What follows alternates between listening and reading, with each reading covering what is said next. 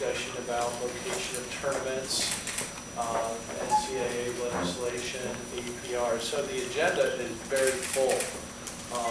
This year, as in the past, we've never really had quite a media contingent, so it's really great to see you're interested in these three meetings in a way that you haven't been before.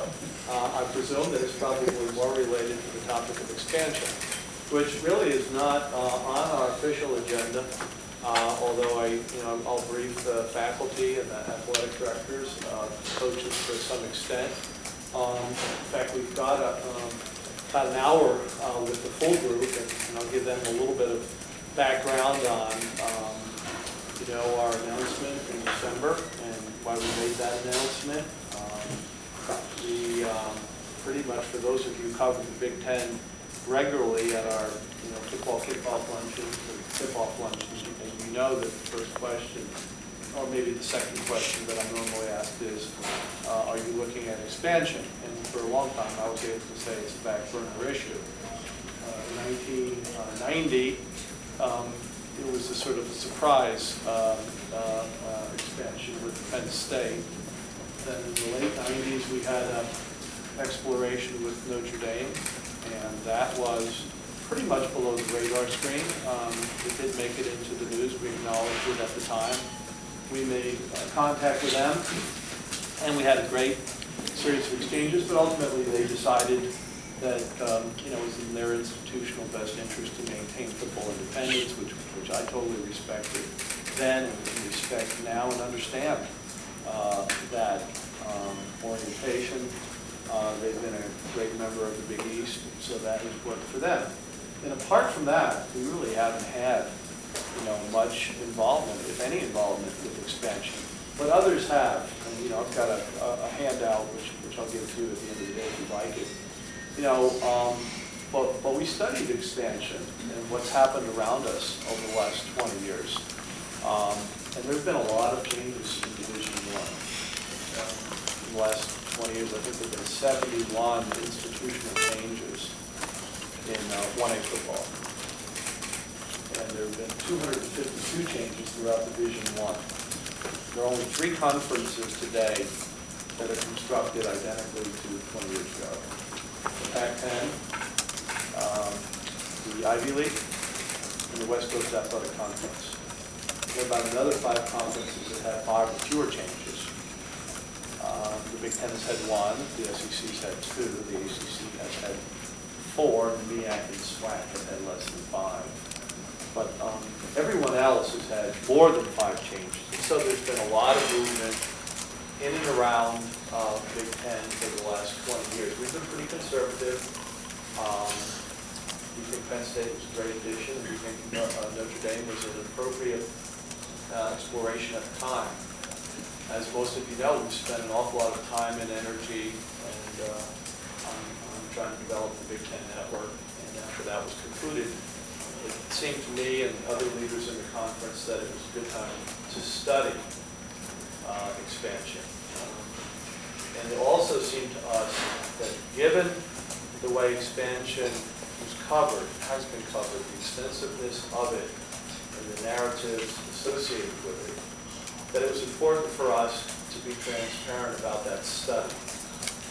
Now, there's not much beyond that study that we can be transparent about, because in the effort to be thorough and respectful and collegial, it's going to take some time to do that. And we're not interested in trying to put ourselves in a negative light, nor are we interested in trying to put anybody else in a negative light. We may not expand, or we may expand. But if we do, it'll be as a result of a very thorough set of studies that touch on the competitive aspects, the intercollegiate competitive aspects, the educational fit. All of our institutions, as you know, are members of the AAU. And also, it would have to be fiscally sound. And, unless it were fiscally sound, unless there was a great academic fit, and unless there was a competitive fit, we won't expand for the sake of expansion. We never have, and we wouldn't. We're not looking achieve a championship game. That's not the motivation. If it was, we could have done that at many times over the last 20 years. Some conferences have had great success with championship games. The SEC in particular has had a fabulous championship game. The Big 12 has been successful. Others have maybe not been quite as successful.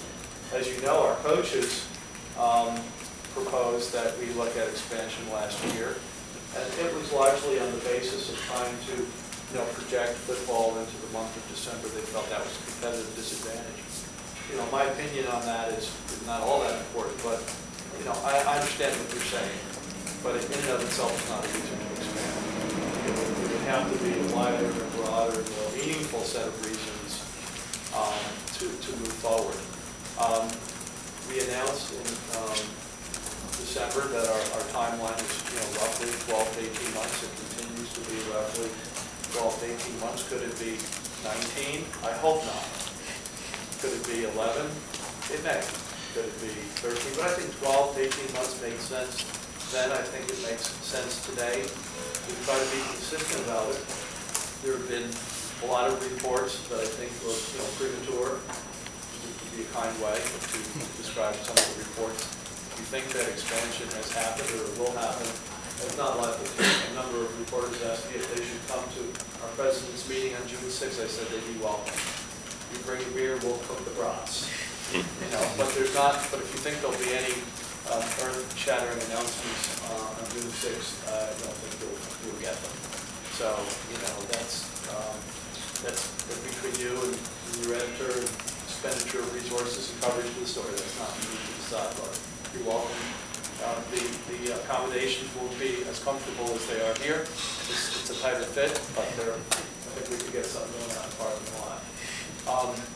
There's not a lot that I can say other than we're taking our time. We're trying to do it in the right spirit.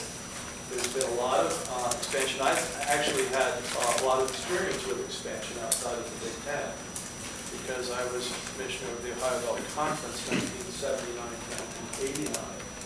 And when I came, Akron had been recently added to the conference membership in an effort to extend into more metropolitan areas.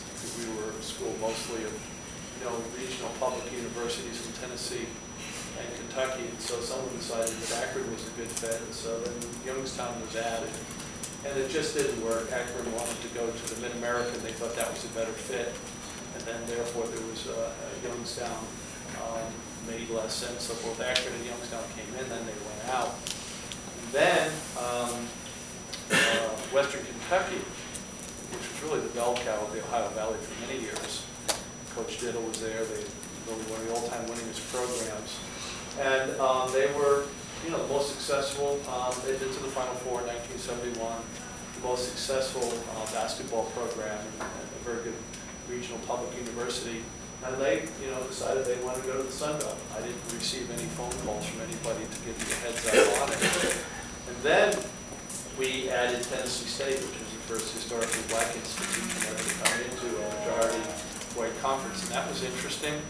And it was great, and I think it was helpful, although not everybody at Tennessee State, they would have preferred in some cases to maintain their independence, to play Graham Wharton and to play other schools. So I had some experience before I arrived here. Penn State was really, I was in here about 90 days, maybe less than 90 days, and Penn State reached out to one of our presidents, and we had some meetings, and that happened in October of 1989, and we studied it about 6 months. Financial integration, competitive integration. They weren't actually admitted formally until June of 1990, so there was an 8-month just for a single institution to really quite sort through that. And when I left the Ohio Valley Conference, there were a number of institutions, UT Martin,